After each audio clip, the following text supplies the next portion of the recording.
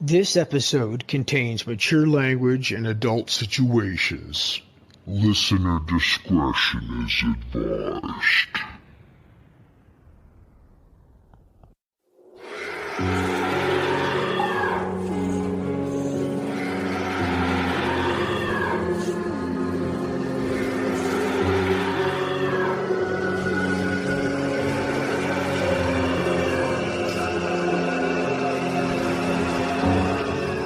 Hello, my friend. And how is it that you stumbled into my caverns of the abyss? I am ancient. I am forever. And I have been chained down here for a millennia. Please. Oh, my leg is broken. Oh, please help me.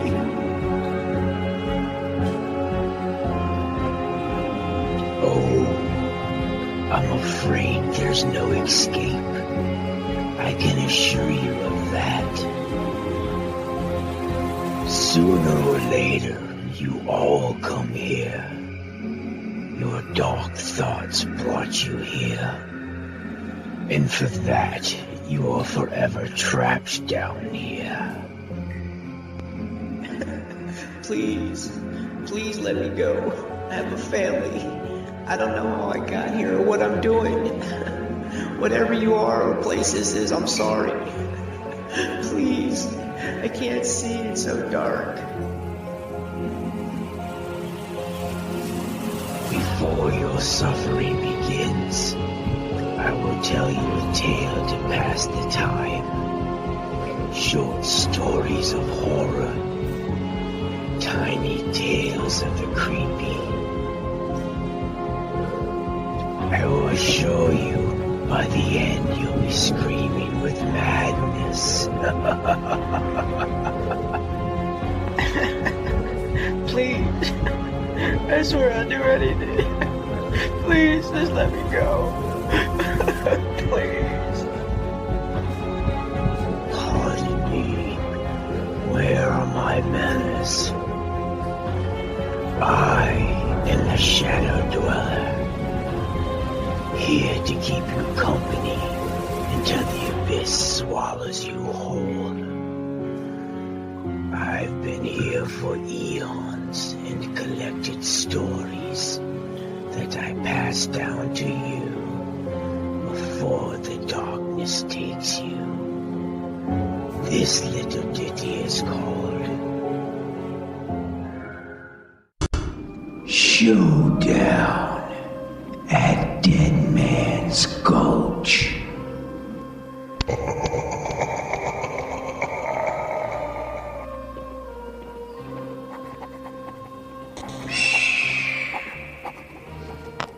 I, Sheriff Samuel McGrady, do solemnly swear to God and the good people of Dusty Gulch that the events that have taken place are 100% true. I promise on a stack of Bibles. Hell, I wouldn't have believed it. I would have said it was crazier than a rat in a shit tin house, or I was a few cards short of a full deck. But I was there, and I know what I saw, and I still don't believe it. I'd figure I'd document this into the best of my recollections, that'd help future generations. Not to mention it's part of my duties as a lawman. Shit, I don't even know where to start this crazy blasted ass tale. So I might as well start from the beginning. The sun beat down mercilessly on the arid landscape, casting a desolate glow on the town of Dusty Gulch, or Deadman's Gulch as it would later come to be called.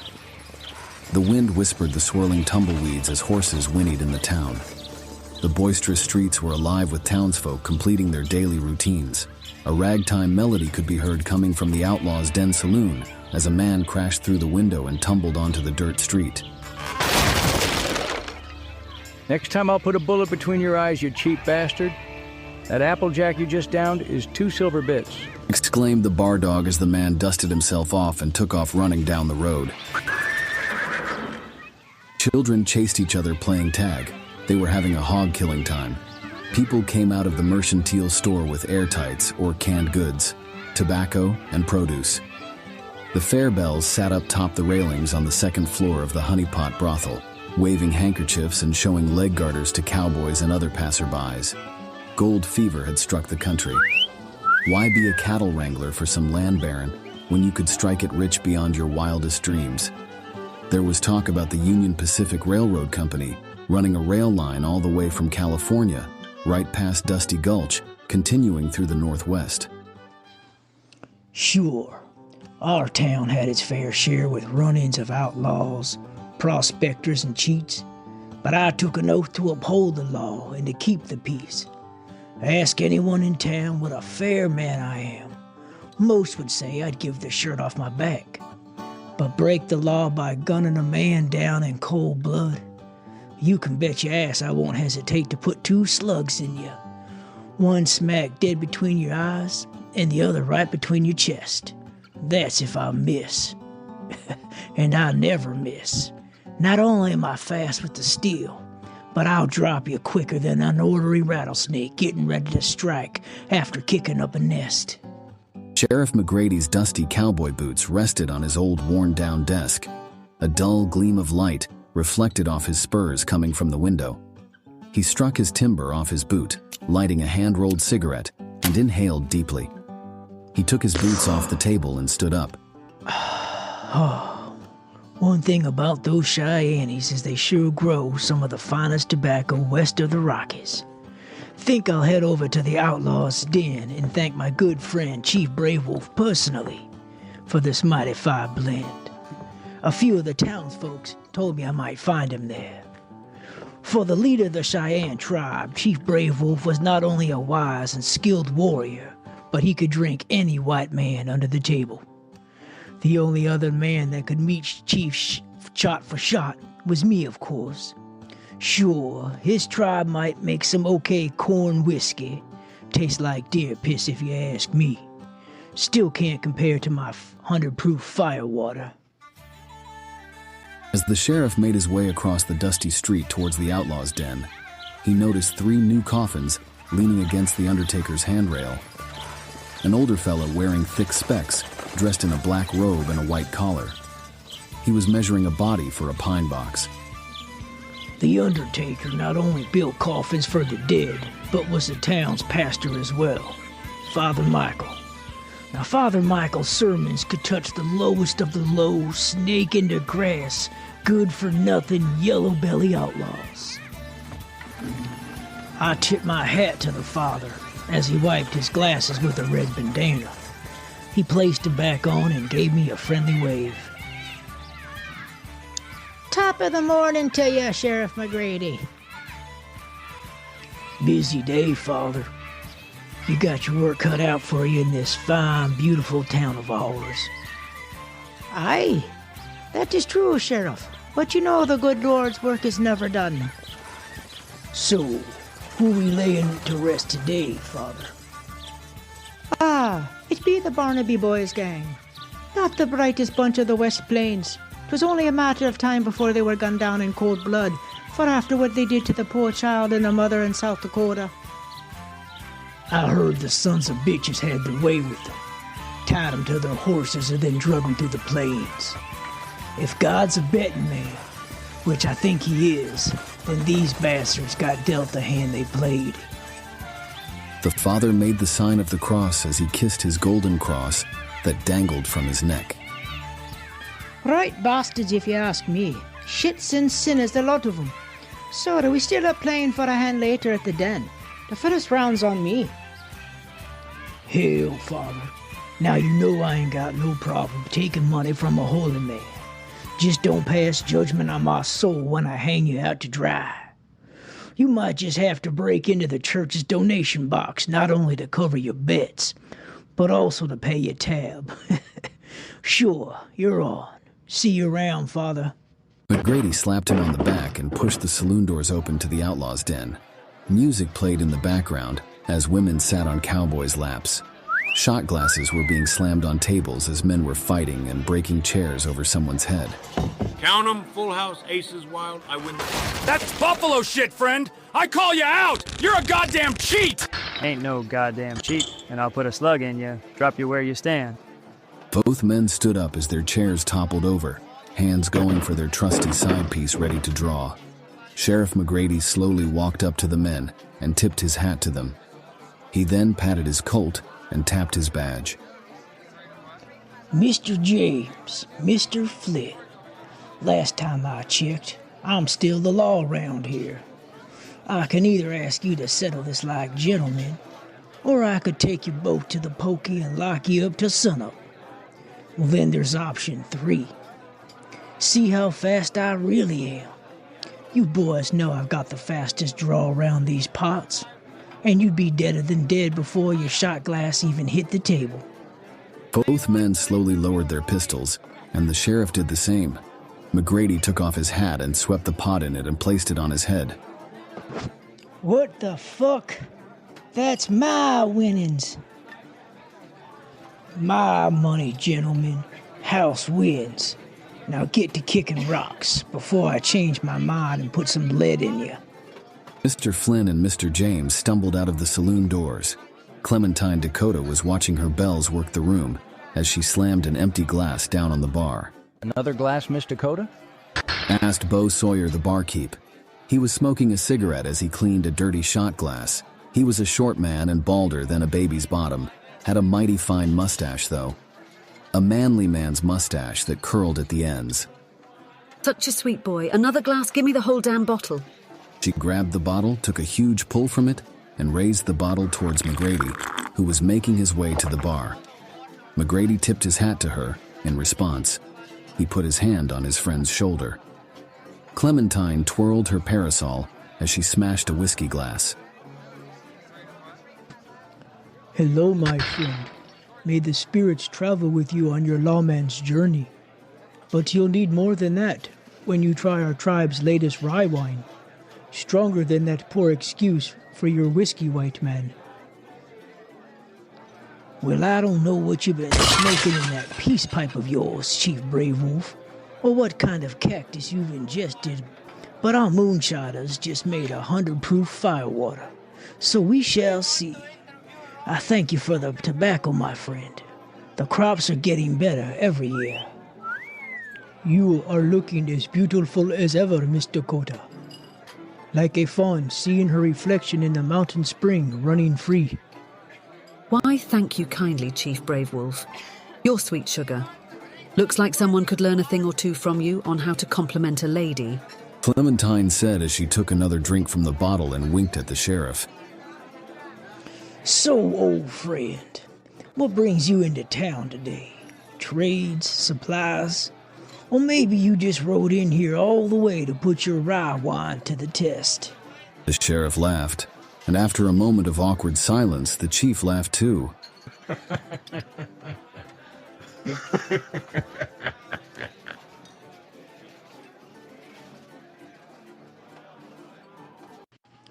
I came to warn you about something ominous on the horizon.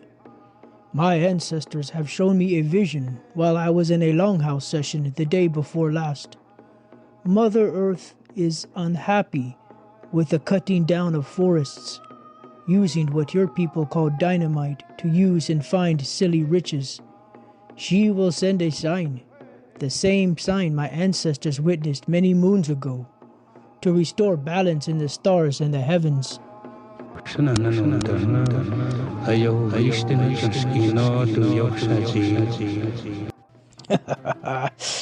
Oh, sorry, Chief. I mean no disrespect to you or your beliefs, but I don't buy all that mumbo-jumbo.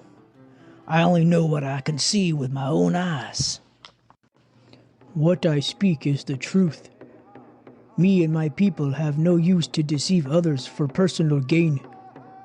A celestial anomaly will light up the sky as it soars through the heavens like an eagle who flies above to catch its prey. Black magic in nature. It will make that once was will be. The spirit world will be unbalanced with the living world. The restless spirits will inhabit the dead, and they will walk among us. Now, Chief, you know I love your sugar, but these ghost stories are bad for business. Clementine said as she took another big swig from the bottle. Kissing Chief Brave Wolf on the cheek, she climbed back on top of the bar. Now, my boys, my fair bells are a sight to see. And for the right price, you might see a little bit more if you catch my drift. Oh, sorry, Chief. I mean no disrespect to you or your beliefs, but I don't buy all that mumbo-jumbo. I only know what I can see with my own eyes. Believe what you want, my friend. I thought I'd pass the warning to you so you know what to do when the time comes.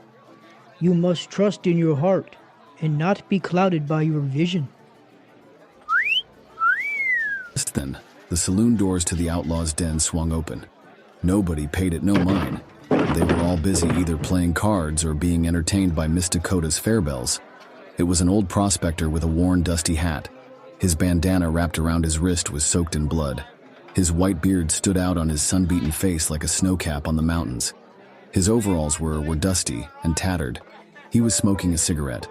His hands were shaking as he exhaled the smoke through his jagged yellow teeth. He saw the sheriff talking to one of those Cheyenne Indians at the bar and made his way up to them. Oh, hell. Here comes Crazy Cooper.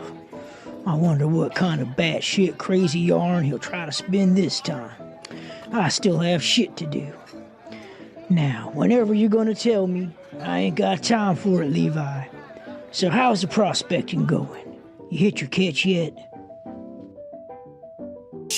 Sheriff McGrady, I just saw the most dag-blasted thing I ever did see. So me and Loretta are at our secret spot panning for nuggets. We're close to hitting the mother lode.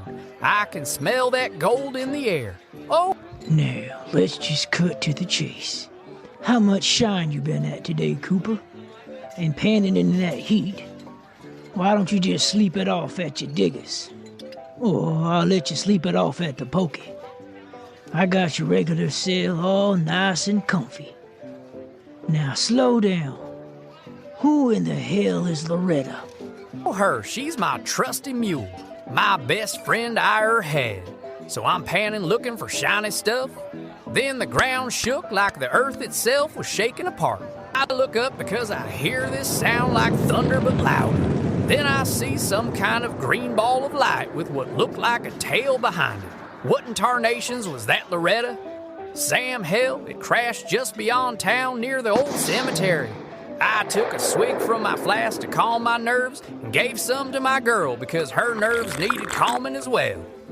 Trailing smoke behind it like them Injuns, sending them smoke signals to each other. I went back to panning because I didn't care a continental. You're most likely dragged out. The sun can do a many strange thing to a fella. So, you see this thing with your mule? Loretta? Me and Loretta. Whatever the fuck you were with. Okay, you and Loretta see this thing, then what? See, I speak the truth, white lawman. The sign is already here, just as my elders had shown me in a vision. Sheriff McGrady, you must prepare for battle and get as many of your people to safety. So then what? Loretta bites you, or you get bit by a rattler, your arm's bleeding. I saw it go down past yonder cemetery. It was getting dark and my lamp was almost dry.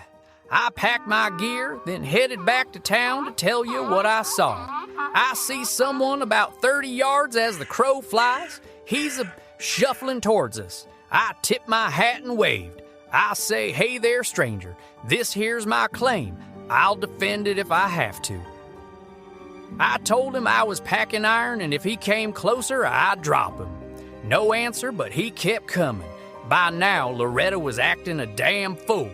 I took another nip from my flask and aimed my sights on him. My hands were shaking like a prairie dog. Now he's right in front of me. You need help, mister? Didn't you hear what I just said?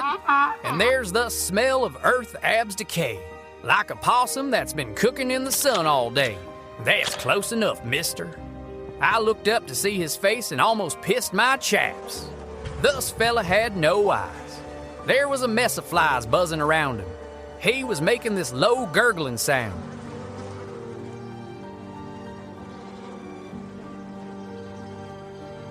Then the crazy son of a bitch bit me. I drew on him and put one in his chest, and he hit the ground like a sack of tatters. I bandaged my hand, and God be my witness. He gets back up. I hit him dead center, but got back up like it was nothing. He kept coming at me. I managed to get on Loretta, dug my spurs in her. Hi-ya. Get, come on now, let's get.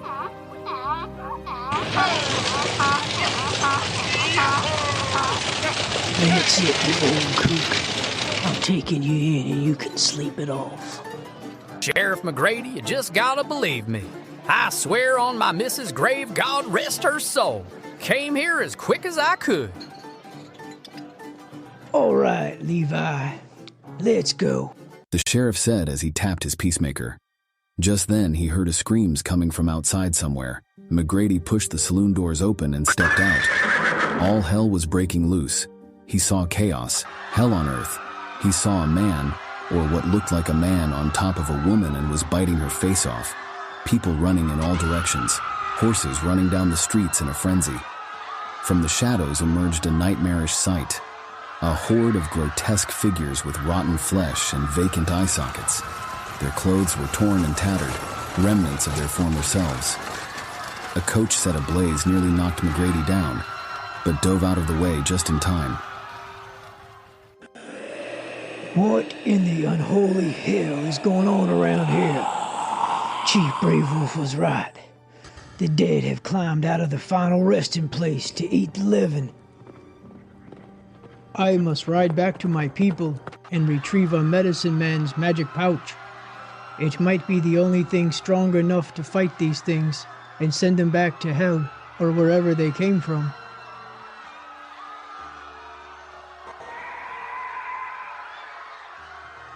You picked a hell of a time to leave, Chief. The shit's hitting the pasture. I promise to return by sunup. Remember, my friend, they are not your people anymore. They are something far worse now. And with that, Chief Brave Wolf mounted his horse and slapped the reins, running him as fast as he could. The undead bastards were attacking the townsfolk, eating their flesh, turning on whoever they can catch. Dusty Gulch was under siege by a relentless horde of what future generations would call zombies. McGrady's heart pounded in his chest as the world around him was playing in slow motion. This was a real shit show. He knew he had to act quickly in order to protect the innocent. Hey there, partners. Tune in next time for the exciting conclusion of Showdown at Deadman's Gulch. With the town of Dusty Gulch being overwhelmed by relentless hordes of the undead, Sheriff Samuel McGrady must find a way to protect his people and make it out alive. Chief Brave Wolf on his way back to his reservation to get a sacred magic from his tribal elders to try and stop the flesh eaters. Clementine Dakota has her hands full at the honeypot, trying to make sense of what is unfolding around her. Will McGrady have a plan? Will Chief Brave Wolf make it back in time? Will Clementine be reunited with her true love? Check out part 2 of Showdown at Deadman's Gulch coming soon.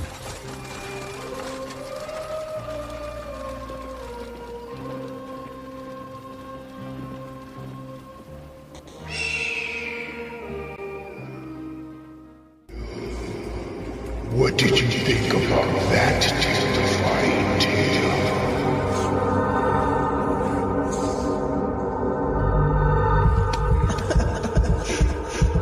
What the hell do you want from me?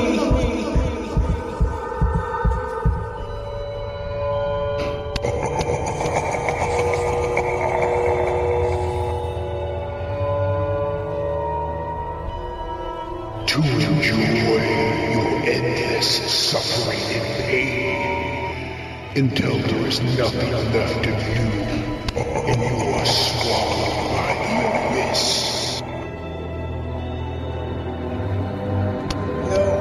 No, stay back.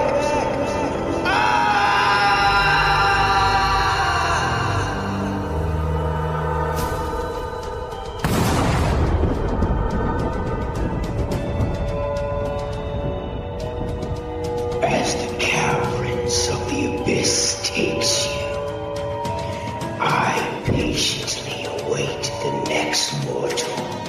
that finds their way here to me. Your dark thoughts always lead you to me. So, my friends, until next time, I look forward to tasting your fear.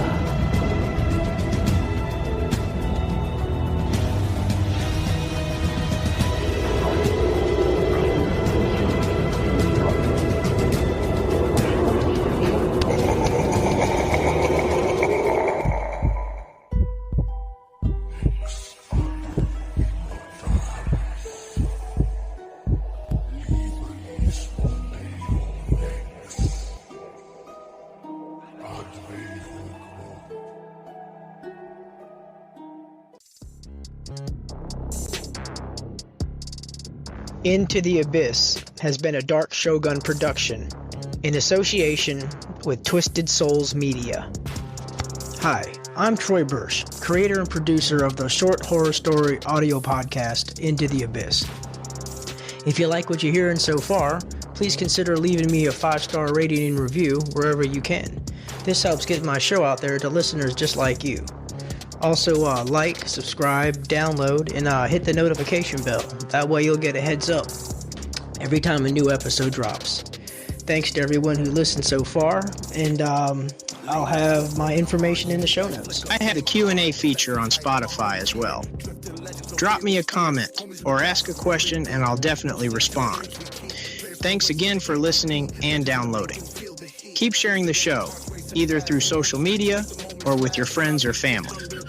If you'd like to support the show, you can go to buymeacoffee.com/theshadowdweller73. This is a one-time donation and will be greatly appreciated. Any donations that I receive will go directly to the show, better equipment, and to put out the best product out there for you guys to enjoy. So that's buymeacoffee.com/theshadowdweller73. And anything helps. Thanks, guys. Follow me on Facebook or Instagram. Facebook is into_the_abyss_podcast. Instagram is into_the_abyss_podcast. Be sure to check out DJ Trillim tracks. These are most of the songs that I make up to put in the show's outros. These are sick, dope beats to keep your heads ringing. A deranged state of mind by DJ Trillim. Yeah, we ignite, just flexing, hitting corners tight, balling hard, loving the hype. In the night we ride, no fear in sight. State of mind, we breaking free, fast and furious, just you and me. State of mind, we breaking free, fast and furious. State of mind, we breaking free. Yo, we thugging, never gonna stop. Push the pedal down, feel the drop, drifting through legends, we redefine. In this wild ride, it's my state of mind.